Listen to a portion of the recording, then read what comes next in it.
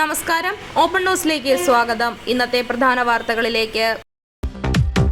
കേളകം പഞ്ചായത്തിലെ ശാന്തിഗിരിയിൽ കാട്ടാന കൃഷി നശിപ്പിച്ചു. വൈദ്യുതി വേലി തകർത്താണ് പുലർച്ചെ ആന ജനവാസ കേന്ദ്രത്തിലെത്തിയത്. ശാന്തിഗിരി അട്ടക്കുളം രാജന്റെ കൃഷിയിടമാണ് കാട്ടാന നശിപ്പിച്ചത്. കൊട്ടിയൂർ വൈശാഖ മഹോത്സവത്തോടനുബന്ധിച്ച് കർണാടകയിൽ നിന്ന് കേരളത്തിലെത്തിയ വാഹനങ്ങളിൽ നടത്തിയ പരിശോധനയിൽ നികുതി വെട്ടിപ്പ് നടത്തിയ 54 വാഹനങ്ങൾക്കെതിരെ മോട്ടോർ വാഹന വകുപ്പ് എൻഫോഴ്സ്മെന്റ് നടപടിയെടുത്തു. ചേർത്തല താലൂക്ക് ഓഫീസിൽ മേൽക്കൂരയിലെ കോൺക്രീറ്റ് പാളികൾ അടർന്നു വീണു. ഒഴിവായത് വൻ ദുരന്തം. AI ക്യാമറകൾ 5ാം ദിവസവും നിശ്ചലം. പ്രശ്നപരിഹാരത്തിൽ ഇടപെടാതെ സർക്കാർ. കെൽട്രോണിന് നൽകാനുള്ളത് 55 കോടി.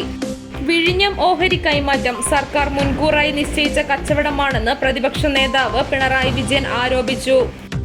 ആരോഗ്യവകുപ്പ് മന്ത്രി കെ മുരളീധരന്റെ പേഴ്സണൽ സ്റ്റാഫ് അംഗങ്ങൾ രാജിവെച്ചു.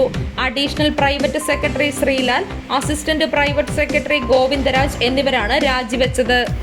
പ്രിയദർശിനി സർവീസുകളുള്ള സ്ഥലങ്ങളിലെ സ്വകാര്യ ബസ്സുകളുടെ പ്രതിസന്ധി പഠിക്കാൻ കമ്മിറ്റി രൂപീകരിക്കാൻ സർക്കാർ.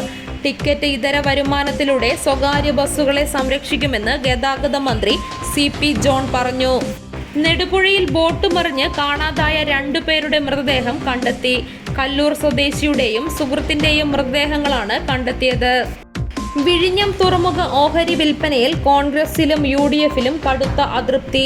UDF സർക്കാരിന്റെ 50 ദിവസത്തെ പ്രവർത്തനങ്ങൾ പാർട്ടി സമഗ്രമായി പരിശോധിക്കണമെന്ന് ഭൂരിപക്ഷം നേതാക്കളും. നെടുമ്പാശ്ശേരിയിൽ യാത്രക്കാരന്റെ ബാഗിൽ നിന്ന് 2 ലക്ഷത്തിലേറെ രൂപയുടെ വിദേശ കറൻസികൾ മോഷണം പോയതായി പരാതി. നെല്ലിയാമ്പതിയിൽ രാത്രിയാത്രയ്ക്ക് നിയന്ത്രണം. നെല്ലിയാമ്പതി ചുരത്തിൽ രാത്രികാല ഗതാഗതത്തിനും വിനോദസഞ്ചാരത്തിനും ജില്ലാ കളക്ടർ കർശനമായി നിയന്ത്രണം ഏർപ്പെടുത്തി. അടിമാലി ദുരന്തബാധിതരുടെ സമരം 10ാം ദിവസം. മഴ ശക്തമായതോടെ സമരപ്പന്തലിന് സമീപം മണ്ണിടിച്ചിൽ ഭീഷണി. കോടതി കയറ്റാൻ താൽപ്പര്യമില്ല. ഓഡിയോ പുറത്തു വന്നത് വേദനിപ്പിച്ചു. അമ്മ അഡ്ഹോക് കമ്മിറ്റിയിൽ നിന്നും ഒഴിയുന്നതായി രമേശ് പിഷാരടി.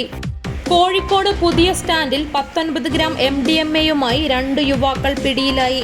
ശനിയാഴ്ച രാവിലെ കോഴിക്കോട് പുതിയ ബസ് സ്റ്റാൻഡിൽ കസബ പോലീസും ഡാൻസ് ഓഫ് സംഘവും നടത്തിയ പരിശോധനയിലാണ് യുവാക്കളെ പിടികൂടിയത്.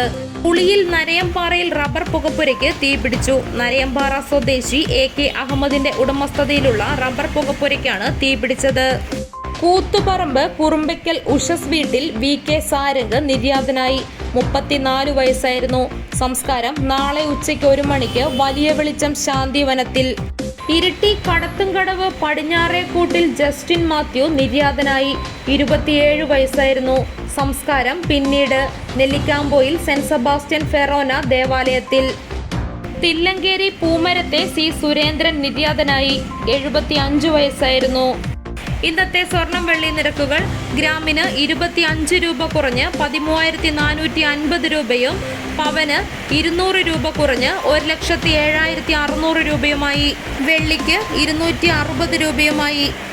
കേളകത്തെ ഇന്നത്തെ വില നിലവാരം: റബ്ബർ 267, ലോട്ട് 252, ഒട്ടുപാൽ 152, കുരുമുളക് 675, അടയ്ക്ക 370, തേങ്ങ 46, കാപ്പിക്കുരു 200, ചിരട്ടപ്പാൽ 142, കൊക്കോ 70, പുളി 160.